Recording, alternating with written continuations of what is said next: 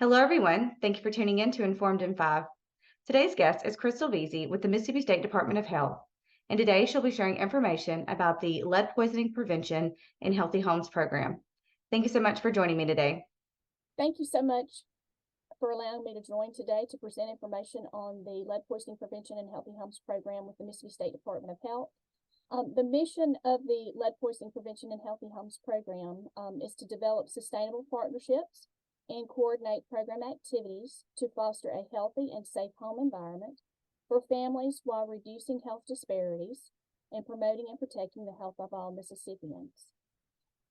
Some of our services that we provide to families across the state is we conduct surveillance on blood lead levels, and we investigate sources of lead for children with an elevated lead level of 15 or higher. We provide statewide education and outreach to families, communities, healthcare providers on the hazards of lead, the importance of screening and reporting, and on how to address the needs of children with elevated lead levels. We work to develop partnerships with communities across the state to address lead poisoning and ensure equitable access to lead screening and follow-up services through model policies. And we also provide care coordination services for families of children identified with confirmed venous blood lead levels of 3.5 or higher. When we talk about care coordination services, what does that mean? Our care coordination services include children who have blood lead levels between 3.5 and 14. They will receive educational counseling from our program.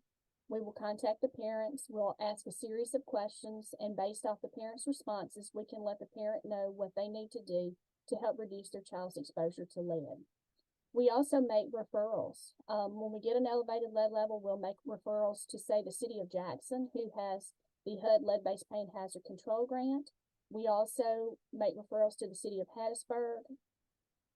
If a child has a confirmed venous of 10 or higher, we can make a referral to the State Department of Health's Early Intervention Services program, to the Children and Youth with Special Healthcare Needs program, as well as to Healthy Moms and Healthy Babies, so that we can ensure that these families are receiving the resources and services that they need. And for those families whose child has a confirmed venous of 15 or higher, we can actually go out to the home and do a home visit, and we can do an environmental investigation.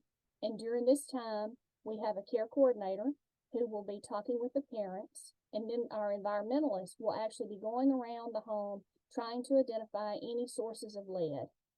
He has a X-ray fluorescent analyzer that's used to detect lead in paint, so he can test the paint. We'll take soil samples, dust samples, and we also collect water samples to try to pinpoint where the lead's coming from in the child's environment. If anyone has any questions about lead poisoning or would like to have a presentation, whether it's a community organization, a faith-based organization, they can contact our program directly. They can speak with myself or any other program staff, and we can get a presentation scheduled. We can distribute educational materials, and we're just here to answer any of the questions that they may have, not only families, but also providers as well.